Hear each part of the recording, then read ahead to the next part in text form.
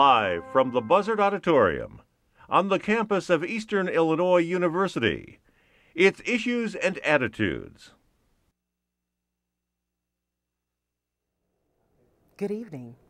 Good evening and welcome to Issues and Attitudes, a town hall meeting just for you to ask certain questions and serious questions about a serious topic. I'm your host and moderator tonight, Dr. Janice Collins. Welcome to everyone. Thank you for coming. The earthquake in Japan has reminded us all that disaster can strike us at any time and in many ways that we can hardly imagine. And while we in Central Illinois may not be at risk for a tsunami, we do share one thing in common with our friends in Japan. We depend on nuclear power to generate a substantial portion of our electrical power. And with the benefits, there comes risks. According to the Nuclear Energy Institute, almost 48% of Illinois' electricity is generated by nuclear power. Illinois is home to 10 active nuclear power plants, with at least 4 with the same design as the Fukushima plant that was damaged by the earthquake, tsunami, and the power outage that resulted.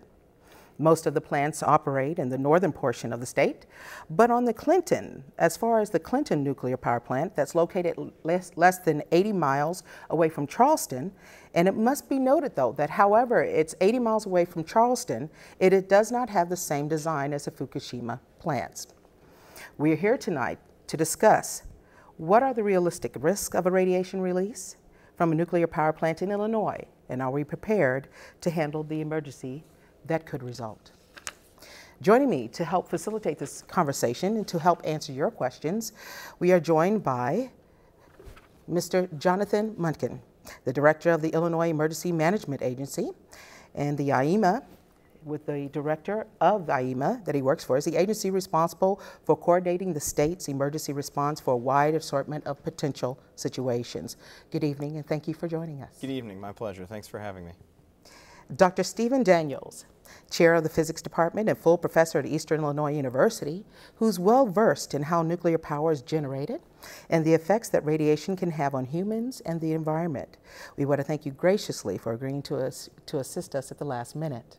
So thank you so much. Thank you.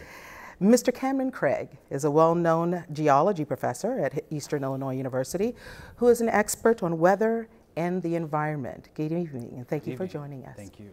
And then finally, we also like to welcome in our audience, Mr. Pat Goodwin, the Charleston Fire Chief and the person responsible for developing and overseeing the city's emergency response team.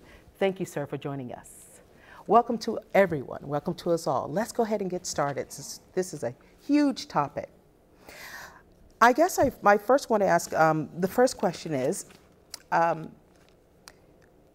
well, I could ask, are we safe? But to make sure that we have an understanding, can you describe, just for the audience and for the listeners and the viewers, how the Fukushima plant was designed and how the problem evolved, so we're all on the same page before we begin the discussion? Sure. Yeah, basically what we've seen, and information is limited, unfortunately, as far as how much detail we're getting from Japan at this point to find out exactly what the significant damage was, what the critical damage was that ultimately caused it. But as you mentioned, there are some similarities in the designs. Really what you're looking at is just the intercontainment facility is what's similar, which is the GE Mark I. So the overall plant itself, there are actually some very significant differences. Ultimately, over the course of the last 30 or 40 years that these nuclear power plants in Illinois have been operational, there have been significant upgrades that have been made to the facilities, multiple alterations and expansions that have happened that have really changed the system here that you would find in the plants as compared to what you saw in Japan. But ultimately, based on the information that we have available, what we've seen is that it really wasn't the earthquake that ultimately caused the situation that they have at the Fukushima plant. It actually withstood that earthquake fairly well. Ultimately, the problem was the follow-on tsunami, as you mentioned before. Now, obviously, the magnitude of both instances, both emergencies, was far beyond anything that they had planned on. But ultimately, what the tsunami did was it knocked out the backup power supplies to the plant. As ironic as this sounds, a nuclear power plant needs electricity in order to function. So it cannot run by itself. Yeah. So ultimately what happened is the system shut down by itself as it's supposed to do. So the reactor shut itself down in response to the initial earthquake. Ultimately what happened is when the tsunami came in, a 40-foot tidal wave basically wiped out their backup diesel generators. And that's something that all the power plants in the state of Illinois have, is you have a redundant backup diesel generating system to make sure that the plant never fully loses power. Well, in this case, it actually knocked out all of the backup power, and arguably just as significant, it knocked out all of the backup fuel. Whereas in Illinois, we have all of our fuel, basically the diesel fuel is stored underground. There it was stored above ground, and when the tsunami came in, it knocked out the generators and all of the fuel, and they were ultimately unable to restore power directly to the plant in order to get the coolant flowing through what's called the spent fuel pool. So after the uranium rods are used for power generation, they're removed from the core and placed in what's called a spent fuel pool. That's incredibly hot, and as it happens, a really, really unfortunate timing is those spent fuel rods had just been removed within months of this disaster happening, and those take somewhere between 12 and 15 years to cool down. So they'd only been out for a couple of months. If you can't get coolant through the spent fuel pool, that's actually where we're getting the radiation from, not the inner core, but these spent rods that were already used for electricity. Okay, and thank you for that explanation. When spinning off of that, just the last part of the radiation, talk a little bit about the effects of the radiation, containing the radiation, because at the very beginning when it first happened, the reports were, we don't have to worry about it. We're all the way in Illinois, but we're starting to see, we've already seen the creeping in of certain elements of radiation in our water, in our plants, in our air supply. Can you tell me a little bit about radiation, what that means, but also what does that mean for our environment and for the humans here? Well, you and then, go ahead. And then you, sir. Yes, thank you. Go ahead, Dr. Daniels. Radiation, the deal is that we get radiation all the time. It's coming from cosmic rays, it's coming from background in the soil, it's coming from everywhere. We get a little bit all the time. But nonetheless, the sense is that any radiation is still going to harm the body. It has some damage to cells almost no matter what. So the question is, how much can you take? When we're talking about these trace amounts, we're talking about amounts that are lower than the background or basically around the background level. We're not talking about amounts that are going to be significantly dangerous. However, if the coolant and the waste fuel, that stuff is very hot. That is hot enough that it would be significant danger to a person right there. But here we are halfway around the world. It's going to be much dilute by the time it gets here, if any of it. I mean, since, even though it has gotten here, it's much lower level. So the danger to humans at this point is probably pretty low. Okay. At least in Illinois. Okay, so that's good. That's good. Yes, and Professor. Talk about the atmospheric concepts here. That Fukushima, it creates its own heat, and so it creates its own low pressure, and so all that radiation gets up into the upper atmosphere and is carried by the jet stream over North America, and over time it is dispersed. I mean, it's dispersed, so it's not as concentrated. So it does eventually fall from the sky. It's like, we have dust storms in the Great Plains. The dust gets picked up, carried by the jet stream, and lands here in the Midwest. So it's the same kind of thing, but in minute, it's very traceable. Okay. Yes, sir. And if I may add to that, ultimately, what we found is obviously we have a detection system throughout the state of Illinois that ultimately, that's how we identify, and we take these samples on a regular basis, whether there's a disaster globally or not. In this particular case, what we've identified is an isotope that's iodine-131. And iodine-131 is not, it obviously in large quantities or heavy doses or things like that, it's 10% gamma, and gamma is what you need to be concerned with. Ultimately, that's where you have the biggest risk involved. But what we've detected here, as you mentioned, we've detected it on grass, we've detected it in the air. What we've detected is more than 2,000 times below the level at which there would be any amount of concern. Okay. And ultimately, as an isotope, it only has a half-life of 8 days, which is good because it's not really persistent. It's something that'll go away fairly quickly. Okay. And so then are you saying that we don't, because it's so small and it's diluted in its travel, we don't have to worry about these levels rising? Certainly not unless there was actually an additional source of radiation or something more significant. All radiological disasters from this perspective are rated on a scale of 1 to 7. So what we've seen at Fukushima is something similar to what we saw at 3 Mile Island 3 decades ago, which is a level 5. Okay. something bigger than that is something like Chernobyl, which is a level 7, where you actually the inner core of a nuclear power plant exposed, which is fortunately, thankfully, not what we saw at Fukushima. Okay. And distance is a big deal too. When you consider Chernobyl, that's half a world away, and, you know, as far as the jet stream is concerned, because westerly winds, so everything blows from the comes from the west, and so it gets diluted over time. Okay. So. Okay, great. That's really interesting and an easy way and an absolute easy way to understand it. I wish we had it during our news breaks and our news packages. We could all put that in one and a half minute package there. We're dealing with the unknown. I want to move a little bit toward what if, okay? I want to understand how do you prepare for the unknown? Because things are happening and occurring that are not natural.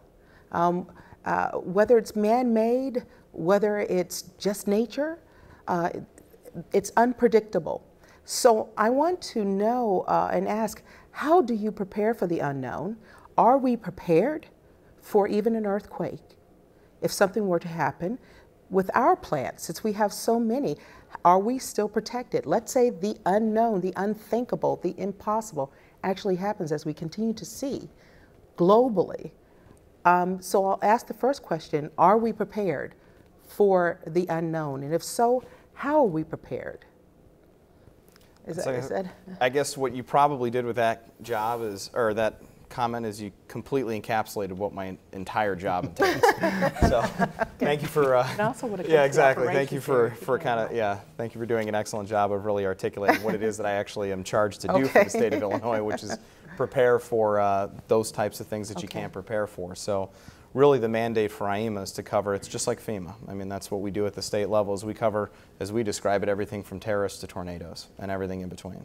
So any type of disaster, whether it's man-made or it's natural. So as you mentioned, there are many things that can actually threaten the state of Illinois, and it's something that people don't often realize is that we actually sit very close to a major fault line. So in this case, it's the New Madrid Fault and the Wabash Fault. Yes. And as it happens, for the last 2.5 years, we've been preparing for what's called a national level exercise. It's run by FEMA, and at this point includes 9 states participating in it. And we're actually simulating a 7.7 magnitude earthquake on the New Madrid Fault line. And this is the 250 miles away, that's where we are? That's correct. Yeah, we're about 250 miles away from the epicenter of that. New Madrid, Missouri is technically the center of mass, if you will, for that particular fault line.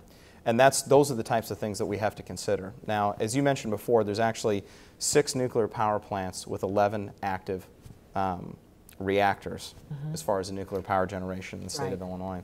The closest one to a fault line is actually the one that you mentioned, which is Clinton, which is about 250 miles from that fault line. And that's obviously why we're exercising the way we're exercising now, is to simulate what would be the impact of something like that. Ultimately, what we have to do is we have to try and come up with the most unexpected things that you can imagine. I mean, that's really what we're designed for. So that's why we continue to plan, rehearse, drill, and we try and look at things that either haven't happened before, or when you look at the case of the New Madrid Fault line, we're actually on the 200th anniversary of the last major earthquake on that fault line, which was in 1811 and 1812.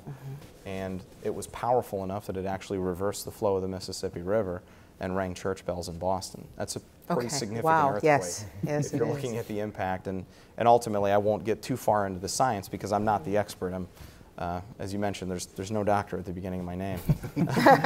But Japan, in one respect, was fortunate simply because you're really talking about whether or not this magnitude of earthquake travels through rock as versus what you see here in Illinois, which is much looser soil. Sure. So those are the that types could be of a things challenge, right? That could be one of the challenges. And I would say we are as prepared as we could possibly be for those types of events. We actually drill every 6 months at each of the power plants. So we rotate through between the 6 power plants. So on it, basically what it comes out to is every 6 months we're doing a nuclear response exercise at one of those plants. Okay. You said 7 magnitude on the Richter scale. Why that magic number? Ultimately, that was the closest estimate that we had of what happened in 1811 and 1812. Is they estimated between a 7 and an 8 magnitude on the Richter scale, which obviously is only one dimension of what you have to consider when you look at an earthquake. What you're really looking for is the g-force of the actual impact of the earthquake or the ground speed. And that's what was so significant in Japan and why it resulted in such a humongous tsunami, is that the g-forces created by the earthquake were orders of magnitude beyond anything in recorded history. Okay. So that's ultimately what created the biggest problem. So you can have a 7.7 magnitude earthquake that actually doesn't do a whole lot of damage, Okay. or you can actually have something like you did in New Zealand, where you have like a 6.2 magnitude earthquake that does horrific damage, because that was the second most powerful earthquake in recorded history. So Okay. in preparation for a 9, would there be any, because there's been some concern that some of the reactors here in the United States are at 7, but we have 9. Yeah, what is that's the- my yeah. understanding, that the Fukushima was designed for 8, Right. and all the Japanese ones are designed for 8 because that was the biggest recorded. Right. So they were covered according to what might have worked, Right. but then something comes along that's even bigger than that. That's exactly right. They were designed to withstand a magnitude 8.0 earthquake and a 30-foot tsunami. So what they got was a 42-foot tsunami and a 9.0 earthquake. So An important point is Right. that the difference between 8 and 9 is a factor of 10. One's Right. 10 times stronger. Okay. The 9 is 10 times stronger than the 8. significant orders. So of that's a magnitude. lot. And on top of that, the tsunami, 33 foot, they had prepared. They over 30 years they built walls to protect themselves from tsunamis. But Okay. because of the tectonics, that whole coastline dropped 3 meters, and so it allowed water to spill over. Okay, so even though, and I want to ask this question, then I'm going to ask Chief Goodwin if he will step to the mic, because I did want to ask you, or have the mic brought to him, I did want to ask you about the local response in the next question or so. So am I to understand that because we're not under the threat of a tsunami, even though we have reactors that have the same design, that we really don't have the same concern because we really don't have to worry about the tsunami, so we can handle an earthquake? We might, but because of the tsunami that you said really was what pushed it over, we're still okay, we're going to be okay, or? I would tell you, no matter what, I mean, I can tell you that each of the plants here in Illinois were designed basically to withstand the threats that are most significant to them.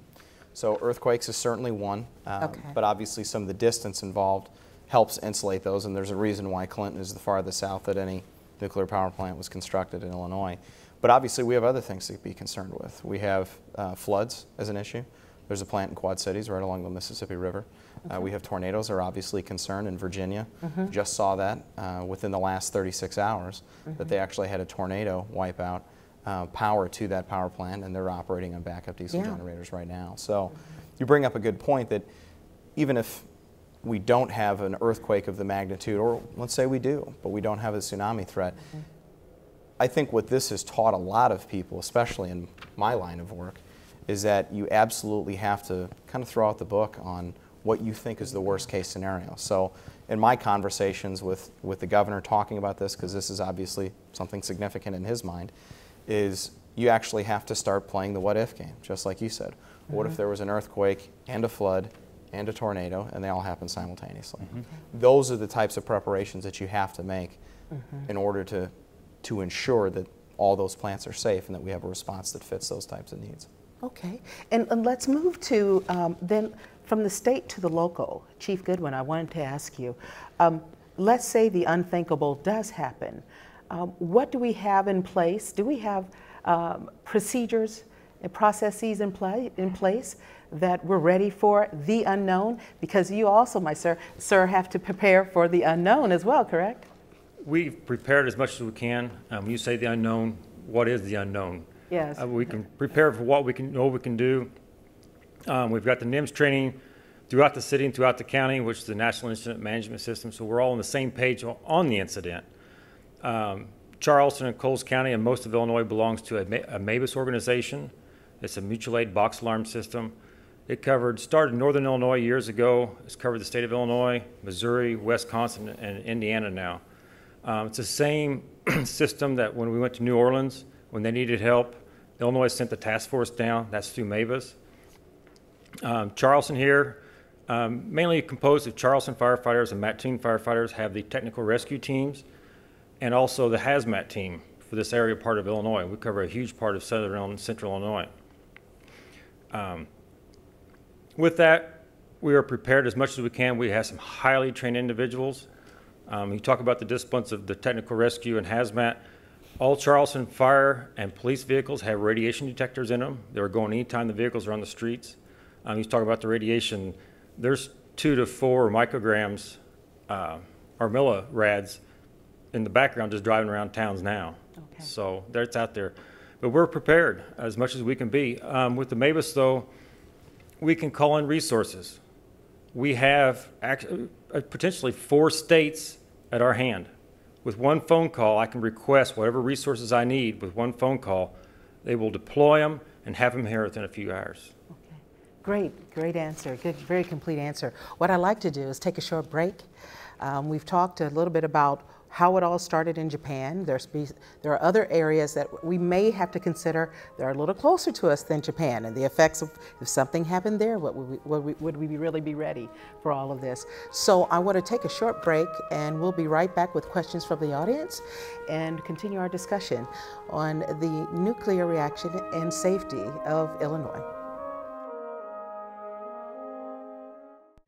Okay, great. Thank you so much. Thank you. Welcome back. Welcome back, everyone. I wanted to ask one quick question before we go to the audience. When we talk about nuclear safety, I wanted to ask, how was it outlined, basically? Can you tell us a little bit more about that, please? Sure. Yeah, the Illinois Department of Nuclear Safety has actually been around for several decades, and it was beefed up significantly following the 3 Mile Island incident, because those types of questions, the questions that we're asking right now, those are questions that were raised at that time. Okay. And there was a significant investment made by the state of Illinois to really develop what is now really the premier nuclear safety program in the country. Okay. So we have several systems that are actually unique to Illinois that no one else actually has. One of them is called our Resident Inspector Program, where our department actually has third-party independent radiological inspectors that actually work at each of these plants. Mm-hmm. So we actually have a triple redundant system. The company that owns them, Exelon, they have their own resident inspectors. The NRC, the Nuclear Regulatory Commission, they have them. But what's unique to Illinois is we actually have a 3rd tier of inspectors that actually work for IEMA and conduct inspections at those plants. We also have something called the remote monitoring system. We take data from more than 1,000 sensors in each of the plants, mm-hmm. and we can actually collect and interpret all of that data in real time. So we will actually know if there's an incident inside the plant before the company actually knows it. And all of this is centered around a program called REAC, which is actual physical location in the State Emergency Operations Center that collects all this data 24 hours a day, 7 days a week in real time, and actually represents it graphically for our personnel. And the last thing is an actual part of the remote monitoring system is gaseous detectors that are actually surrounding each of the power plants. Okay. So at a radius of 2 miles around each of the plants, they collect 24 hours a day, 7 days a week. They collect data so we can actually tell if there is a radiological leak or a leak of radiation from any of the plants. We can tell which direction it's going, how significant it is, what types of isotopes we're looking at, which is very unique. There's no one else in the country that has that. Great points. Good to know. Good to know. And also, I think it's important for us to mention that Exelon is the owner of these reactors, correct? That's right. All of them. So I think that's important in your narrative there. Thank you so much. We're going to take a question from the audience or a statement. And sir, if you would step straight to the mic and pull the mic down a little bit so we can hear what you're saying. That's great. Thank you. Hold it. Okay. I'm Alan Bahadur. I'm a geochemist. First of all, yes, New Madrid moved 200 years ago, and because of that, the tension building around it. And we had many small. Anytime it's just moved, like San Andreas or any fault, and that would be devastating, shock, travel. So it's there any moment. 2, all this nuclear waste that we have has, Steve knows, plutonium. And plutonium radiate alpha. And alpha penetrate anything. You need only one atom. Goes to the body, goes to the membrane of the cell, goes to the nucleus, damage regulatory gene. the regulatory gene goes berserk, and that's what cancer is. So it's not like solar radiation, radiation from your lamp. Steve knows, highly penetrating, only need one atom. You cannot see it, you cannot taste it, you cannot smell it. And all the nuclear waste, which is now stored at nuclear power plant in the pool, we don't know where to take them, where to dispose them. There is a place, Yucca Mountain, supposedly. If that ever happens, all this waste travel through American highways from east to west. All you need, one accident. Okay. So, in other words, and the fourth, airplane could crash in any of these nuclear power plants. So, I don't want us to be pessimistic, but I finish my statement. When Einstein discovered E is equal mc2, that statement he said, unleash power of the atom has changed everything, except our way of thinking. Thus, we drift toward unparalleled catastrophe. Okay, thank you, sir. So, I Dr. respond to Daniels, that? absolutely, you were called out by name. We're going to let you Yes. respond to that. Okay. Okay. Well, first of all, there are three main types of radiation that we consider. There's alpha, beta, and gamma. The alpha particle is basically helium with high energy. The beta particle is basically an electron, and the gamma particle is a photon with high energy. The alpha particles will basically be stopped by a piece of paper because they are so massive and so large. They're very easy to stop. However, if they get inside your body, they get stopped by your body, and therefore they can do significant damage that way. So it's when you ingest alpha emitters that can have the most damage there. The beta emitters can go a few centimeters, a few tenths of a centimeter, so they would go inside your skin. They can actually start to harm your body, but it's the gammas that actually go through you and can impact deep tissue. Now, okay, I'm not a physicist or any of those physicists. I just wanted to ask, though, is that one of the reasons why our first point of attack or defense was in the air, in the water supply, in the plants, things that we can ingest? Is that why we've been looking and monitoring those particular elements every 6 months, as you say? I mean, with that? Absolutely. I mean, really, that's the best way to tell. And a lot of times, and you can certainly expand on this quite a bit, there can be significant inconsistencies just in areas of the state. Northern Illinois versus Southern Illinois, it's a large geographic area, so when we take air samples from Northern Illinois and air samples from Southern Illinois, or grass samples, and we also do milk, we do fish, we do water, all of these types of things, we test them on a regular basis. This is something we did long before anything happened in Japan. But that's why you have to test all areas of the state, because there are a lot of environmental factors that could actually cause certain things to go to certain places where you wouldn't see it. Okay. But that's exactly why we test it, because it's the air you breathe, it's the grass you walk on, it's the fish that you eat, it's the milk that you drink. Those are the types of things that we need to be able to check. Okay, well, let me ask this then from an environmental point of view then, because one of the things that we haven't been able to control, one of the things we haven't been able to say, this is what we have in place and this is how we can measure, are the elements that can actually drive up these levels, such as the wind, the water, the river. I mean, maybe I'm looking at it a little differently, but I have to ask, I'm looking at it critically now, and I have to ask a question since we're sitting on the Mahomet Aquifer, right? Okay, aquifer, the largest body of fresh water in the country. Could any release reach that source of water, and what would be the effect? If you have a meltdown, it's definitely going to cause a serious issue. If you have a leak in the suppression containment, right, then it gets into the water system, and then we're all drinking it. Okay. But it's not just us that is going to be impacted. It's going to be all vegetation from the ground level. Okay. Atmospherically, you have heat that's billowing should a disaster occur, and then what happens is we're surrounded by winds. And so we get like tomorrow we got with flat, lots of winds, and so all that radiation would transfer quickly. especially with storms. And so the radiation gets into the clouds. You have a huge storm system that naturally occurs, but then it starts dumping the precipitation back into the soil, and so contaminating it doubly. So that's my concern. When you say that, and we're looking at a flat terrain here, and we can't really control the wind. So then, therefore, I'm looking at, if that's the case, are we prepared, or do we have filters in place of some sort? Or how are we preparing or protecting ourselves? The big question is how much education has there been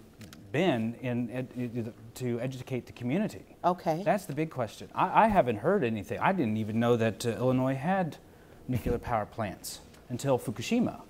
And really? So, yeah. Okay. Well, I guess it may not come up in regular conversation. It's also you're right, like that until happens, something actually does happen. Yeah. So, but that's good to know, though. Absolutely. It's important to know. I think you're absolutely right. What it comes down to is education, and we run into this. It doesn't matter what type of natural disaster you're talking about. Whether you're talking about earthquakes, which people in Illinois typically just don't understand, or how to respond to them, or what they would do in the case of an earthquake, the last thing you should do in an earthquake is run out of a building, because you have to worry about debris. But that's something that a lot of people just don't realize because people in Illinois aren't used to it. Okay. But really, I think the educational piece is very important to understand what types of radiation there are, how it is naturally occurring. You know, radiation is released from the soil when it rains. Okay. You know, those types of things. But I think the last part of it is information is the most critical piece of what you're looking at. So if you look at a plant like Fukushima, they don't have a system of sensors that are actually around each of the plants like we do in Illinois. Okay. That is, we designed that system specifically because of what happened at 3 Mile Island. They didn't know how much radiation, they didn't know which way it was headed, they didn't know what the, you know, they could look at the wind currents, but they didn't understand exactly where the radiation was going. And that's why we have the system of sensors that we do, and that's why we take the samples that we do on a regular basis to make sure that if we can detect the patterns, we can detect the intensity level, how, you know, the saturation level, all those types of things, which I think is the most important part of responding to it. Okay, thank you. Dr. Daniels, you wanted to say? If I can give a little perspective here, I was about 80 miles downwind of 3 Mile Island when it happened. And the first thing we did was we put a detector out the window, a radiation detector. And over the next 3 days, the detector went from background level to twice background level and stayed there for about 2 weeks. Now, how much danger is that? Just to put it in perspective, walking past the radiology department in a hospital was more radiation than that. Oh, wow. For the average person. So, and taking flights, airplane flights, you get more radiation than that sort of thing. Something else to worry about now? So, airplane flights, oh my goodness. Well, the point is that the background level is fairly low, and when something as major as 3 Mile Island happens, even at that, it wasn't really contaminating all the atmosphere everywhere all the time. Right. It was a fairly major event, right. But at the same level, it didn't really impact even 80 miles away. It didn't change the way people had to worry about radiation. Okay. Please explain half-life and dose limit, since you so eloquently explained it. Okay. So he's asking about half-life for the listeners and the viewers out there in the audience, in the TV audience. He wants you to explain, Dr. Daniels, half-life. Okay. So a radioactive material will give off so much radiation as in terms of a rate, maybe some number of decays per second. Over time, that material will disappear. If you start with, say, 1,000 grams of something and it decays, well, it's going away. Mm-hmm. And it takes exactly 1 half-life for half of that material to go away. But the interesting thing is that then now you have 500 grams of the material, and you wait 1 half-life for that to go away too. It doesn't all go away in 2 half-lives. It only half goes away at any given half-life. Okay. Would you give an example of half-life from uranium? The half-life of uranium, 238, I believe it's in the millions of years. 404.5 million years. Yes. So again, as I said, unleashed power of the atom has changed everything. This is not like any other thing. It's there for eternity. Okay. So we have to be concerned about that. Okay. Would you also, Steve, talk about dose limit? Okay, and what I'm going to ask you, sir, is those are great questions. I'd love for everyone to make sure that they see you. So if you have a string of questions, please feel free to go to the microphone so we can have that. Okay, okay, very good. I just make sure, very good, thank you. Okay, okay. Dr. Daniels, please. Well, this is probably more like John's specialty than mine, but again, we measure how much radiation you take in, and the more radiation you get, the more dangerous it's going to be. But typically, the IEMA and the NRC have set limits of how much the public can get and how much workers in the industry can get, and various levels that can be. And they're in the millirem, I believe. That's right. So I'll let you talk about that. Yeah, absolutely. Yeah, so the maximum, as I mentioned before, when we had detected iodine 131, which is what everybody's been picking up as a result of the disaster in Fukushima, ultimately we're looking at, it is in the millirem. So we're at the point, what we're detecting right now is 1/2000th of the level that would be necessary to actually have an impact on public health in any way, shape, or form. Okay. It would actually cross the threshold of the dose level that the Nuclear Regulatory Commission would say you have something to be concerned about. So certainly not to be taken lightly by any stretch of the imagination.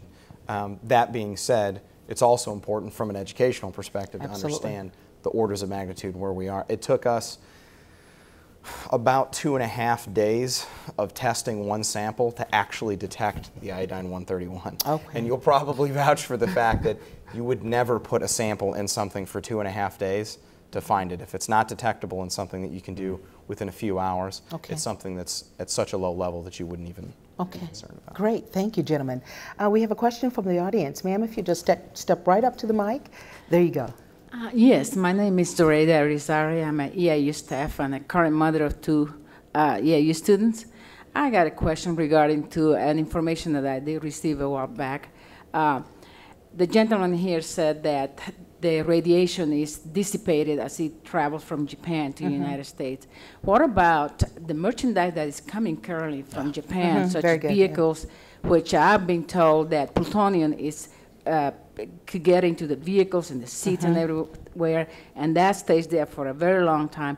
We got a lot of merchandise coming currently from Japan. How do you prevent all that merchandise, and how does corporate America deals with that loss of money as to what are they doing with that merchandise supposed to arrive in the United States and it's already contaminated with plutonium and other chemicals? That's a great question. It is global, isn't it? We have to look at things outside of state lines. One of the things is that I buy rice, big bags of rice, and I've been concerned, the first thing that comes to mind is how long ago was this harvested and how long did it sit in a warehouse? And I'm guessing that it's okay, but the production of rice is probably going to be a critical factor in the future, especially with other vegetation that we eat. Okay. But as far as products are concerned, yeah, I can tell you ultimately, and this is actually kind of interesting because there's a reason why all hazards cover everything from man-made to natural. In the post-9/11 world, we actually have a much better developed system of radiation detection as it applies to customs and border protection. Okay. So if you're looking at Japan as an example, they actually import 60% of all the food the country consumes, simply because there's not enough space and there's 123 million people. So the exports from a food perspective are actually extremely low from Japan as it stands anyway. That being said, ultimately there are some very, very significant systems in place to detect even small trace amounts of radiation on any passenger plane, on any cargo plane, on any ship, or any vehicle that crosses an international border. So nothing can really get into the United States, even with minor trace levels of radiation, without being detected immediately upon arrival. Okay. So people don't actually even realize that planes that you're flying, if somebody flies from Narita to O'Hare, you don't even realize that that plane is actually scanned for trace levels of radiation as it comes into the airport. Even with that, though, there has to be, or there appears, even when the news first broke, we saw a dip in the Dow, and so there's going to be an economic effect globally. Are we prepared for something like that? Let's say it's great, we can detect certain small levels on planes and modes of transportation, but it can have an effect. And the way that our state is right now, it could really affect us harder and deeper and more intensely than an earthquake if we're not very careful. What do you think about that assessment? I think it's a fantastic question, simply because right now, even the estimated economic impact, it's the world's third largest economy in Exactly. Japan. And you're talking about an estimated economic impact of at least $330 billion. That's just amazing. what Japan needs in order to recover. That says nothing to the fact about the total net value lost in world markets and things like that when you have that type of an impact. You can even strike it close to home. Caterpillar, which is headquartered in Peoria, Illinois, has 5 facilities in Japan. The question is whether or not they can export what they continue to export, because that's actually the regional hub for Southeast Asia. So the economic impact, I think, is going to be measured in a dollar figure that I don't think any of us could possibly wrap our minds around. Okay. Yeah. Well, okay. I wanted to thank you for those responses. I wanted to ask a question about the reactors. I want to come back to that just for a moment, because I believe in the research. It shows that they're close to 25 years old, approximately. Actually, older. Older. Okay. So my follow-up question is, have there been measures for improvement to as far as they're getting a little old? Have you started taking steps? Yes. To Yeah, as I mentioned before briefly, but I'll kind of expand on right now. You mentioned the similarities between the designs of some of the plants that we have here in Illinois. Specifically, you're talking about the 2 reactors located at the Dresden plant and 2 reactors located at the Quad Cities plant. Yeah. And the similarities are really most direct when you're looking at the intercontainment facility, which is the GE Mark I. Okay. The rest of the facility has changed drastically over the course of time because ultimately significant improvements have been made to each of those facilities as technology has increased. So as the technology continues to get better, which to a certain extent we're kind of in the middle of what some people would refer to a nuclear renaissance as far as the efficiency of nuclear power, the capability to produce it, all those types of things, but there hasn't been a nuclear power plant commissioned in the United States in over 20 years. Okay. So what you're looking at is plants like the Quad Cities in Dresden. Dresden just celebrated 40 years this year. So it's a 40-year-old reactor right now. That being said, over that span of time, significant improvements have been made to the facility to make it more efficient, to make it better at what it does, make it safer. All of those things have been known over time. Now, the Nuclear Regulatory Commission had, basically when they commission a new plant, they give them a license for 40 years. Okay. That 40-year license expired at Dresden this last year and was renewed for an additional 20. The expectation is that the Quad Cities will get an additional 20 years next year, but really the youngest power plant in the state of Illinois is at Clinton. So as it happens, the closest one to us is the youngest facility in the state of Illinois. Okay. But youngest is kind of a dubious honor at this point because really you're talking it's over 30 years old. Right. So Okay, yeah. you know, really you're looking at a lot of plants now that have been online for several decades. Okay. And let's say one of the quickest, let's say we've talked to Chief Goodwin and asked his opinion and all the wonderful measures that he has in place that appear to be, that can be effective if something were to happen. Let's make it even simpler. If we were to have to power down a plant, are we prepared for that? And what measures would have to be in place? Are they in place? If we just needed to quickly power down, we see a lot of travesties that are going, that have occurred because of the safety elements didn't take on because they weren't able to power down very quickly. So where are we in that? Since we have 10, where are we as far as the powering down element? Sure. Yeah, ultimately the plants themselves are actually designed to respond to an emergency by shutting down. Okay. But saying it's shutting down is definitely not flipping the light switch. I can tell you it's significantly more complicated, that process. And even how the long of a earthquake, process? It's a very long process, really, in a lot of respects, because what you're looking at is you've got whether or not it's actually actively functioning as a reactor, as versus whether or not there's still radioactivity coming from the inner core and the spent fuel pool. And that's kind of 2 different things. So if you look at the earthquake that we had in Illinois just a couple of years ago, which is a very low magnitude, that actually caused the plants to shut down simply because if there's seismic activity in the immediate area, they'll automatically shut down right away. Okay. But what we're talking about too is it's not as, you know, it's not, like I said, it's not like flipping off the light switch. Yeah. The other thing that you need to be concerned with, and this is what they saw in Japan, is, as I mentioned before, when you pull that spent nuclear fuel out, which is something that was raised and very, very accurately raised by the audience, when you pull those spent fuel rods out, they're still radioactive, very, very radioactive. And it takes a significant amount of time for them to ultimately cool down where the atomic reactions are not happening with the frequency or at the rate that puts out the heat and radioactivity that actually causes the problem. That takes 12 to 15 years. So wow. to put it in perspective, you know, when they have a spent fuel pool, ultimately before it can actually be transferred to a low-level nuclear waste site, it takes about 12 to 15 years cooling down in water in order to actually slow down the reactions enough that you're taking away the harmful reaction that you're getting. So the first step, though, is making sure that the plant itself is shut down, because there are other issues that you can run into if the plant is still fully functioning at the time. Okay. How much of the shutdown process is automated versus human control? And It's human actually, error. yeah, really the Dr. human element is kind of the redundant element to it. Most of it happens automatically. And it's designed that way to Interesting. make sure that under no circumstances is it possible for, it cannot solely rely on human error, as you accurately identified. So the point is there's an automatic system that's in place, and then there's multiple redundant human systems that are in place. So you have the individuals who are physically at the plant, then you also have agencies like IEMA who are actually monitoring those plants that actually have the capability to do something as well. So ultimately it's, you know, if you look at an aircraft, the only way that you can actually fly an aircraft is that it actually has to have 6 redundant autopilot systems on a commercial passenger airliner. We take a very similar model. You have to have multiple layers of redundant capability to shut down those plants to make sure that under no circumstances can it basically run wild. Okay, Dr. Daniels, what I'd like to do is have Dr. Daniels make his comment, then we're going to take a short break to come back with some closing statements. And I had one more serious question to ask before we have the closing statements, but Dr. Daniels. I actually have another question.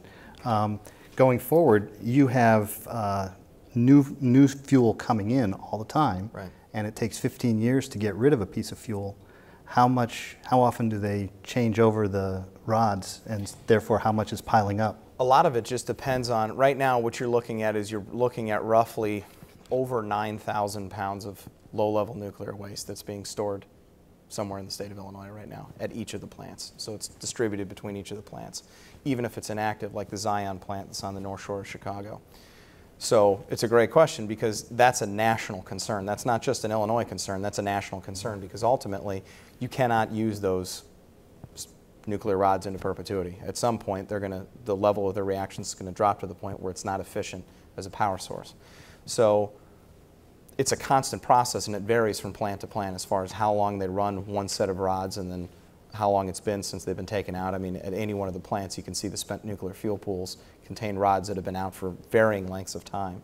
The real question that has to be asked at a national level is, the Yucca Mountain facility was supposed to be the solution for low-level nuclear waste nationally. Unfortunately, it's not open. So what's happening now is each of the states are continuing to store low-level nuclear waste on site at each of the power plants. Okay. That's what Illinois has to do right now until a permanent solution is reached. Okay, great. And, okay, hold that thought, sir, one moment. Hold that one moment, sir. We're going to come back with that question. We're going to take a quick break with Issues and Attitudes, Nuclear Safety in Illinois. Great. Welcome back to Issues and Attitudes, Nuclear Safety in Illinois. For the final question before we have our closing statements, I wanted to ask about the what if. We've been talking a lot hypothetically because we have to. We're fortunate that we haven't had some of the tragedies that have occurred in other countries. But I want to ask about, we've talked about the environment, we've talked about air supply, we've talked about water supply. What about the actual evacuation and movement of people? And what do they do? And what can they do? And not necessarily what can they do on an individual basis, but do we have plans and measures in place to actually get the word out to the people, educate the audience, and actually get them out safely? Go ahead. Sure. I would say the closer you live to a nuclear power plant, the more you actually know about this process, because there's actually a requirement placed on how much information we need to put out. And it's actually shared responsibility with Exelon, who, as you mentioned earlier, owns the plants. But ultimately, I think you're hitting on the critical piece here, which is there are a lot of factors that we cannot control that we have to monitor. No, yes. The human element is the only factor that we actually can control, which is the evacuation plans and everything else that we have, because it can be just probably even more easily carried by people than it can be by really natural elements. But you know, most of the residents here in Illinois are not used to evacuation en masse. If I can ask the audience a simple question, how many of you know what to do in a tornado? Okay, how many of you know what to do in an earthquake? A little bit. What do you know how to do for a nuclear reaction? A nuclear reaction or radiation. Yeah. One. Thank you, sir. Right. But that was my key point. We all know about tornadoes, but you know, but the reaction, nuclear reaction, or you know, a disaster, we don't. Okay, that is a different. Your company or your office for 4 years, I wrote the crisis relocation plans for the state, and I also wrote a hazard analysis for the state. Okay, sir, I'm sorry. If you'd like to ask, we can't hear you at all because you're in the audience. If you'd like to stand to the microphone, if we have time, we'll get to that before we close. That would be fine, but we just can't hear you. Okay. So yeah, yes. That evacuation plan is actually what we spend the most amount of time actually practicing, and the chief hit the nail on the head, which is through the mutual aid systems that we have throughout the state of Illinois. That's exactly what we drill, is what we would need to do, because you can only educate the public so much. At a certain point, it actually takes the involvement of your public safety entities, whether it's fire, EMT, or police. Those are the people that we train on a regular basis, and we have very, very detailed evacuation plans for every area of the state. Okay, thank you. And let's move to Chief Goodwin, who has offered some really valuable information. I wanted him to have a moment to make a closing statement, sir, before we move on. We have the specialized team for this part of the state as far as hazmat and technical rescue, but as far as hazmat, if we do get into the nuclear side of it, my second phone call is going to be to IEMA for their assistance because they're the experts in it. But as far as the evacuation, you talked about that. Charleston, we have evacuation plan in place. So we try to prepare for everything. What's going to happen, who knows, but you can probably we try to prepare for the worst that we know of. Thank you, sir. Dr. Daniels. Radiation is something that you can't see, you can't smell, you can't feel, but the key to protecting yourself and understanding the whole thing is learning and education.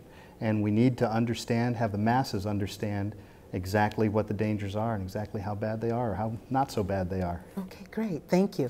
Professor Nuclear plants are necessary, and they're very efficient, more efficient than wind power and solar panels. And so it's necessary, but again, education and understanding what to do in the event of a situation is needed. Great. And Mr. Munkin. Really what I'd like to really just kind of say about what we have in Illinois is I think the citizens of Illinois should be extremely proud of the system that we actually have here. In many respects, it's unique nationally and unique globally. Representatives from 22 countries, including Japan, have been to Illinois to see how we do our nuclear safety program. Nice. So while it is really the best in the country, incredibly well developed and really better than anything anyone else has, we always have to see these disasters as an opportunity to improve our plans. There is never a finish line. There's never a point at which we are done making our plans, how we're going to evacuate people, what types of scenarios we need to be prepared for, and that's what these types of events, that's why they're so important to us, is that we have to take a look back, rework our plans, and make sure that everything is as accurate as it can be. Okay, that's wonderful. I wanted to also add to the education aspect. It is important to be educated, and I'm so happy and happy and pleased to see everyone here who wanted to come out and ask questions and hear some of the answers and actually continue and participate in the dialogue.